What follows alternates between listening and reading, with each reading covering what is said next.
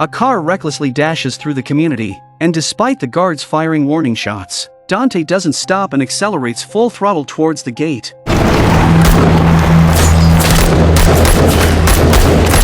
By this time, George and his companions arrive belatedly, watching Dante drive away without knowing his destination. At this moment, 10K is also curious about what Murphy is up to. The guard then reminds everyone to quickly clear up the zombies to prevent them from flooding in. Meanwhile, a person clad in black watches everything unfold, seemingly brewing some sinister plot. Soon, Dante drives away from New America. Murphy is suddenly flung out of the car due to a sharp turn, fortunately landing in a lush patch of grass, which saves him from breaking any bones. The scene shifts back to New America. George and others prepare to escape to find Dante and inquire about the truth. Subsequently, Roberta asks Citizen Z to cut the wire fence. Just then, Lily notices someone approaching but ends up pointing her gun at George and the others, leaving George utterly confused. Following this, the self-defense forces captain approaches, and Lily reports that these people are attempting to escape. As the captain passes by 10K and Lily, he is knocked unconscious by 10K with a swift butt of the gun in the next second. The coordination of Team X is indeed perfect. Roberta then starts assigning tasks,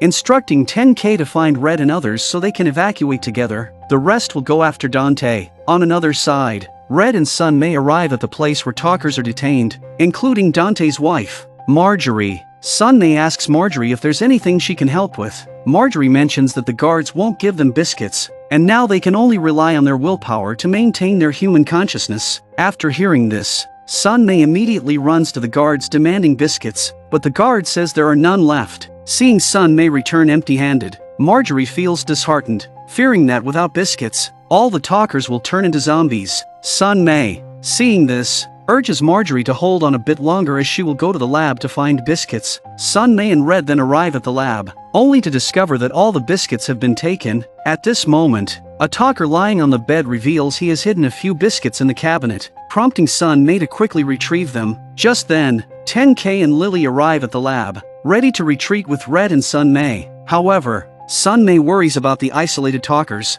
fearing they will collapse without biscuits. Lana decides to join Sun May in rescuing the talkers, while 10K and Red wait for them at the gap in the cage. Meanwhile, Sun May and Lily quietly approach the cage holding the talkers but are accidentally discovered and intercepted by a guard. Lily, seeing this, pins the guard against the cage, not expecting the enraged talkers to forcibly open the gate, causing the guard to be immediately tackled and devoured on the spot. Sun May takes advantage of the chaos to rescue Marjorie, and during their escape, they coincidentally run into 10K and Red. 10K found two zombies chasing a survivor, so he told Red to go first and find her after saving the survivor. The woman is cornered, but luckily, 10K arrives just in time, pulling out a dagger to fight the zombies, thereby saving her. However, as 10K finishes off the last zombie and prepares to leave, he is suddenly surrounded by a group of zombies.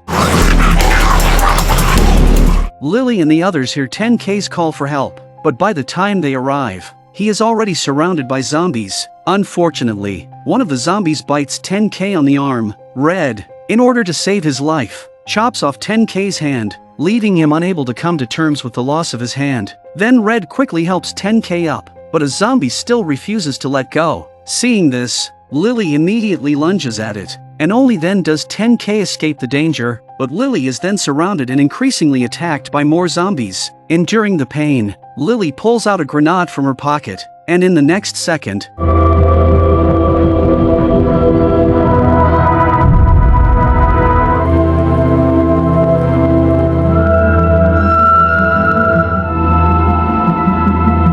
soon Sun May arrived at the scene and bandaged 10K's wound, but 10K's eyes were blank. Lily's death nearly drives 10K to the brink of mental collapse. Doc and Citizen Z hobble down the road, playing the role of zombies. Their convincing performance soon hooks some unsuspecting prey. Three burly men exit their vehicle, looking for some fun. As they approach and prepare to make their move, Roberta and George, who had been lying in ambush, aim their guns at the men. Startled, the three burly men immediately raise their hands and surrender. They end up being robbed to the point of losing even their underwear. Still, Doc shows a bit of kindness by giving each of them a sock to keep warm. Thus, Roberta continues on their way in the stolen pickup truck. leaving the three men disheveled in the wind. George and the others soon find Dante's car, only to discover that Dante is nowhere to be found. At that moment, George witnesses a horrifying scene: 3 talkers tied to stakes, burned alive. Subsequently, they release the deceased talker from the stake, and just at that moment, Doc noticed one talker still breathing. Seeing this, they quickly rescue him and lay him on a plank. From the survivor, they learn that these atrocities were committed by the self-defense force. George is infuriated, wondering what Roman is really up to. The talker gestures for Roberta to come closer, and with a faint voice, he asks Roberta to end his suffering. Mercy. I give you mercy. Afterwards, they bury talkers and build a tombstone. Looking at the suffering talkers, George begins to wonder if he did the right thing. Roberta quickly reassures George, saying that as long as they keep a kind heart and follow their instincts, things will gradually improve. With their spirits lifted, the group sets off again. At this moment, Pandora, who was hiding in the dark, came out. It seems that she is the one who started all this. Meanwhile, the escaped Murphy is being chased by a person in black. Unfortunately, Murphy loses his footing and rolls down a hill. It's another unlucky day for Murphy. When the man in black saw Murphy fall, he chased after him. Murphy was so scared that he was crawling, and then Murphy grabbed a stone from the ground and tried to fight to the death. However, when the person in black approaches Murphy, he doesn't attack but instead reveals his true identity. To Murphy's surprise, the person in black is his blend subordinate, Wesson. Wesson then tells him that their blend army is now very strong and is just waiting for him to return and take charge. Upon hearing this, Murphy could hardly believe it. He could live like a king once again. Wesson calls for a vehicle, planning to take Murphy to their stronghold, referred to as the Edge of Hell, where Murphy is awaited to take command. I think you'll like it there too. On the other hand, George and his companions arrive at another watchtower. Although it's not as grand as Altura, the environment here is also quite nice. However, the arrival of Roberta and the others suggests that big events are soon to unfold. Subsequently, Citizen Z and the group visit a kindergarten, where he had placed Kaya and the children. This is the first time Roberta and the others meet Kaya in person. Upon meeting, they warmly greet each other. Just then, the manager Henry runs over to George, saying that there's trouble between humans and talkers. When everyone rushes over, an elderly lady among the talkers begins to share that humans are currently discussing how to quarantine them. At that moment, there are 2 groups engaged in a heated argument. One side believes their talker relatives should enjoy the same rights as humans. The other side, dissatisfied with the terrorist attacks carried out by talkers in Altura, wants to isolate the talkers separately. Hearing this, George starts to persuade everyone, arguing that talkers were humans too, and if they discriminate against them now, how would they be treated if they turned into talkers after death? A man then questions what about the terrorist attacks orchestrated by Dante the talker. George asserts that if Dante really did such a thing, she would personally deal with Dante. Thanks to George's continuous persuasion, the anger among the humans finally calms down. At night, when Roberta and Doc are preparing to sleep, they suddenly hear someone leaving the house in the middle of the night. Roberta quickly wakes up Doc, who was fast asleep, signaling that they should split up and investigate. Following the noise, Roberta moves forward and indeed spots a suspicious figure around the corner. Roberta immediately chases after the figure, tracking them all the way outside the house. Then, the watchtower alarm sounds, and under the floodlights, 2 figures are seen escaping into the jungle. Arriving belatedly, George suddenly learns that all the talkers have disappeared. Hearing this, George is baffled, unsure of what the talkers are up to. 10K looked at his zombie-bitten palm soaking in water, heartbroken. Once a sharpshooter, he had now fallen to such a dire state. He then inquired about when they could leave this place.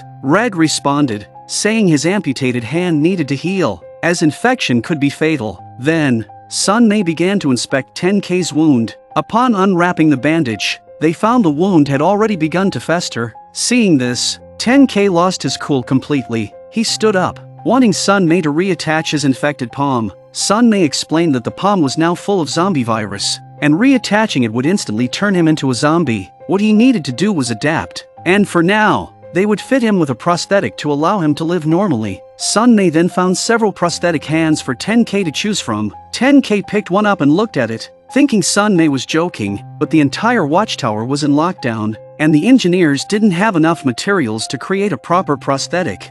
There's a lot of wounded to care for. Just give me something that I could pull a trigger with.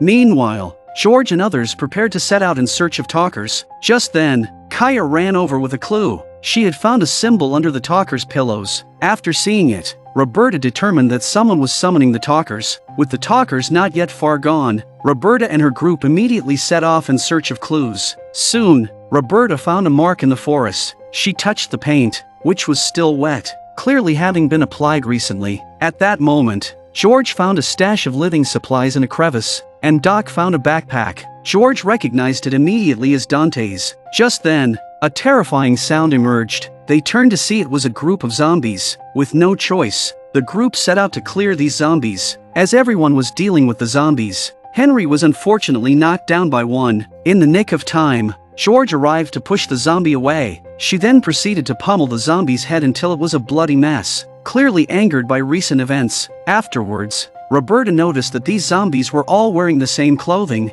indicating someone wanted them dead. Just then, a huge explosion was heard in the distance, followed by a distress call from Kaya over the radio. It seemed the Watchtower was in trouble, so they hurried back without delay. After everyone had left, Henry rolled up his sleeve to reveal a bite mark, evidently bitten by a zombie in the confusion. Soon, Roberta and her group arrived at the outskirts of the Watchtower to find it engulfed in smoke, followed by another huge explosion. On a distant hill, someone was watching everything unfold. It was Dante, the one George had been searching for. He then left with the gathered talkers. When George and her group arrived, they found the Watchtower in chaos, full of injured survivors, followed by another explosion. It was clearly a terrorist attack. Upon seeing this, they immediately entered the building to rescue other survivors. The building manager reported not only explosions but also an influx of zombies from nowhere, making it impossible to fend off, resulting in heavy casualties within the Watchtower. At this moment, inside the building, Kaya and Citizen Z found a grandmother and child who were trapped. As they were about to move the blocking planks, a bomb zombie walked up behind them, leaving them unsure how to react. Just as the bomb zombie was about to reach them, Doc arrived in time. He banged on the wall with a hammer to create noise, which indeed attracted the zombie. Doc then forced open the elevator shaft. As the zombie approached, he used all his strength to push it down. The next second, Fire in the hole!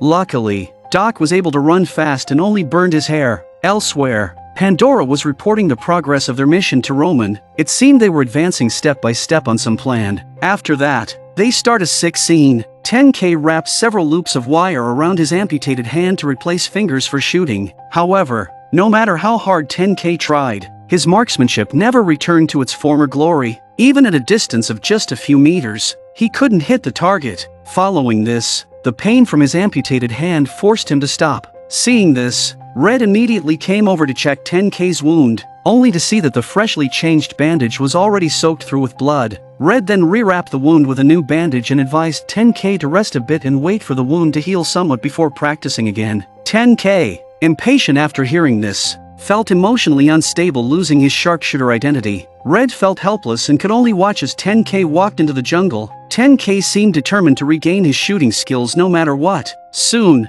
10K arrived at the edge of Altura and began training alone. The targets he once could hit with his eyes closed now seemed like a luxury. Then, as 10K aimed his gun again, he suddenly spotted a zombie on the side. 10K wondered why there were roaming zombies within Altura. Looking again, 10K saw two men using electric batons to herd the zombie, seemingly trying to drive it somewhere. Confused, 10K quietly followed them, eventually discovering the zombies were being herded into a factory. After they went inside, 10K also sneaked in, finding many trucks parked there, unsure of what they were being used for. Just then, hearing someone approaching, 10K, in a rush, hid inside a truck. A man came and closed the truck's door, locking 10K inside. He looked around but found no exit. Then, the truck started up and soon stopped at a loading area, where someone came and quickly opened the truck's door. To 10K's shock, the cargo they're loading is a giant zombie ball. 10K is shocked.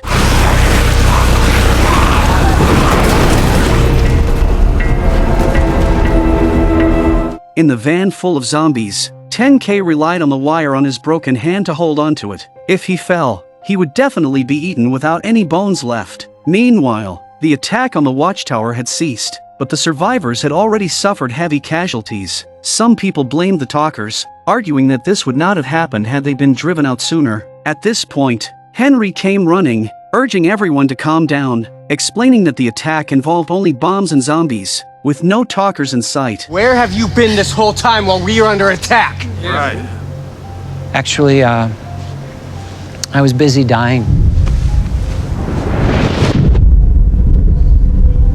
The crowd then pointed the finger at George and said it must have been your buddy Dante. George was furious but felt powerless. Just then, several trucks drove up. It was the rescue team from Altura, bringing hope to everyone at once. Subsequently, everyone began lining up to get on the trucks to seek refuge in Altura. However, when it was the talkers' turn, the guards stopped them from boarding, stating they were only rescuing humans. When the talkers tried to argue, a guard shot one through the chest. George was helpless to intervene. And yet you're still talking. Sorry, but you stay. No biscuits here. We're gonna... What, turn? That's exactly why you can't come with us.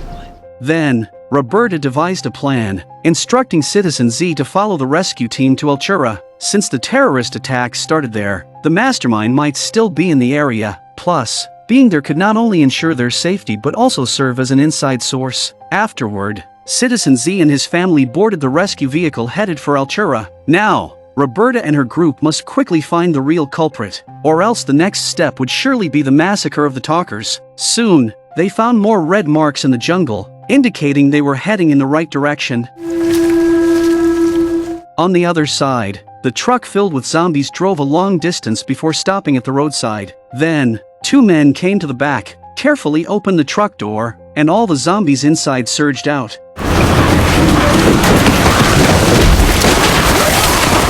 After the zombies had left, the two men began to retreat. At this moment, 10K jumped down from the top of the cargo area, looking at the zombie ball ahead with confusion. Then, 10K wanted to retrieve the prosthetic stuck on the roof of the truck, but at that moment, the truck had already started moving. With no other choice, 10K had to jump off the truck first. Watching the slowly departing truck, 10K stood there, dazed, unsure of where to go next. In the episode's finale, a woman with a paint can walk through the jungle. The camera then pans to the other side, asking if everyone recognizes who this is.